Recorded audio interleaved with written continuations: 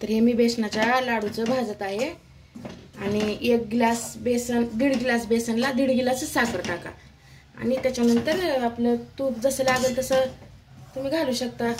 आता आज कालचा दिवस होता बघा शुक्रवार, आज आहे शनिवार। आज आता आम्ही रात्री आम्हाला बसायचं आहे ट्रेनमध्ये, तर आता काल रात्रीचं बॅग भरली।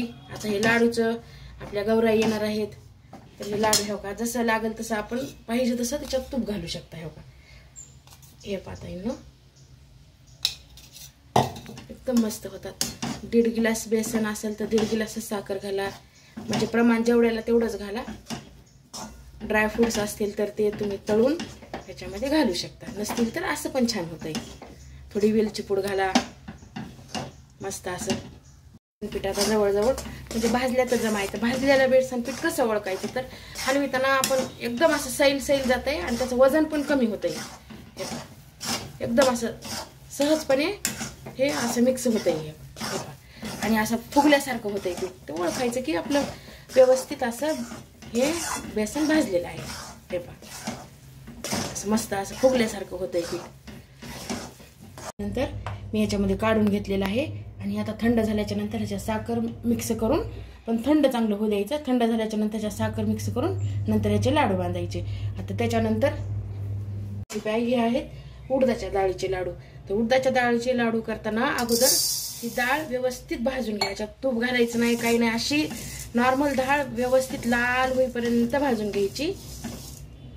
असं छान भाजल्याच्या नंतर हे काढून घ्यायचं आणि ह्याला थंड झालं ना, तुमच्याकडे जर जवळपास गिरणीवर देत असतील दळून तर गिरणीवर आणा, कारण गिरणीवरचं दळलेलं त्यात पूर्णतः मिक्स होतं, त्याच्यामुळे चव त्याची वेगळी होते। तर हे असे थंड झाले की तुम्ही तुमच्या मिक्सरमध्ये पण काढू शकता, खूप छान होतंय आणि मिक्सरमधल्याची चव खूप छान लागते। ह्याला थंड होऊ द्यायचं। आता सांगू तर हे भाजलेली आपली उडदाची डाळ जी आहे ना, तांदूळ आणि डाळ, आता हे मिक्सरमधून बारीक करून घ्यायचं। हे असं बघा, असं बारीक असं पिठासारखं आपलं बारीक झालेलं आहे, हे असं काढून घ्यायचं। तुम्हाला गुळाचे करायचे असतील तर गुळ बारीक करा, साखरेचे करायचे असतील तर साखर बारीक करून टाकू शकता। 1 ग्लास डाळ आहे त्याच्यामुळे 1 ग्लासाला थोडासा कमी मी गुळ घेत आहे, कारण मी गुळाचे बनवत आहे लाडू। ऑलरेडी बेसनाचे साखराचे बनवले, त्याच्यामुळे मी हे गुळाचे बनवत आहे ताईंनो। तर डाळ उडदाची डाळ जी आहे ती 1 ग्लास भरून होती, आता मी गुळ एवढा घेतलेला आहे। तुम्हाला जर जास्त गोड पाहिजे असेल तर जेवढ्याला तेवढं पण टाकू शकता, मला जास्त गोड पाहिजे नाही त्याच्यामुळे मी थोडंसं कमी घेतलेलं आहे। चला आता दाखवते तुम्हाला, बंद करा नाही। हे तूप आहे हे उडदाच्या लाडूसाठी जसं मी गरम जास्त करून म्हणजे जास्ती प्रमाणाचं गरम करून घेत आहे। तुम्हाला जसं लागेल तसं जेवढं लागेल तेवढं पुन्हा वापरू शकता, बाकीचं तूप वेस्ट होत नाही, आपल्याला नंतर यूजमध्ये पण येते।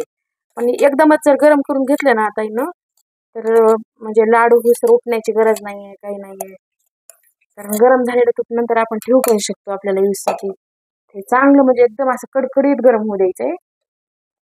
हे तूप गरम झालेलं आहे, असं कडकडीत तूप गरम झालेलं आहे, थंड होणे म्हणून ह्याच्यावर आपण झाकण ठेवून घ्यायचं। आणि हे गूळ जे आहे तर हे उडदाच्या डाळीचं पीठ काढलं होतं ना, तर त्याच्यामध्ये हा गूळ घालून घ्यायचा पूर्ण असा। तुमच्याकडे असेल तर ड्रायफ्रूटचं पावडर घाला, नसेल तर काही हरकत नाही, मी घालत आहे। आता हे चांगलं पूर्ण असं एकजीव होईपर्यंत ह्याला पूर्ण असं मिक्स करून घ्या चांगलं असं।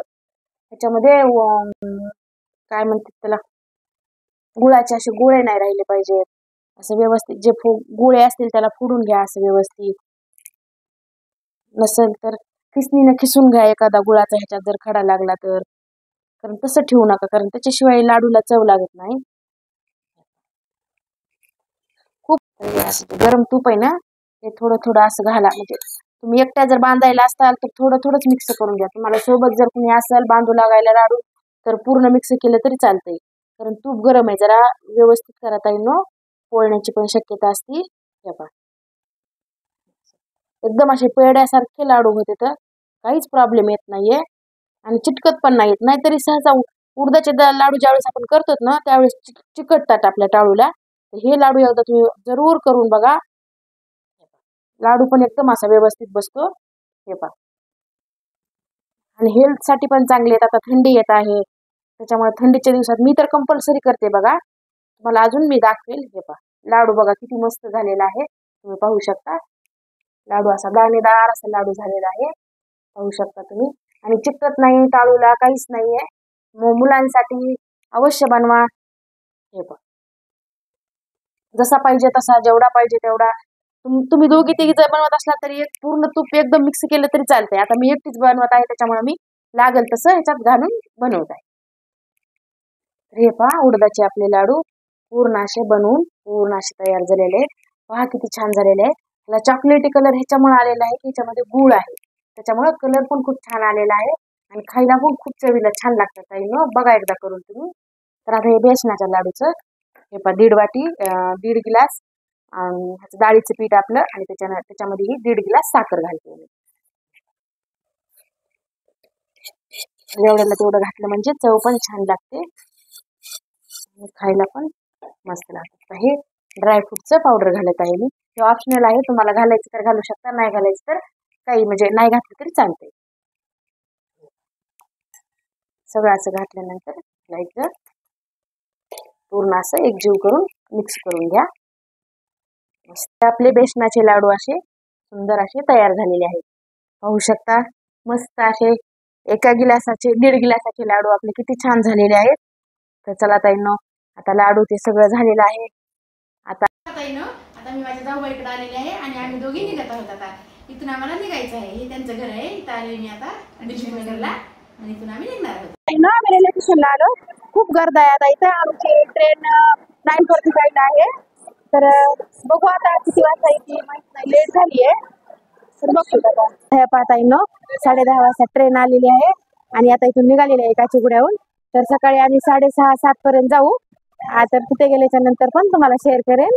तर ह्या व्हिडिओचा मी इथंच एंड करते. सर्वांना श्री स्वामी.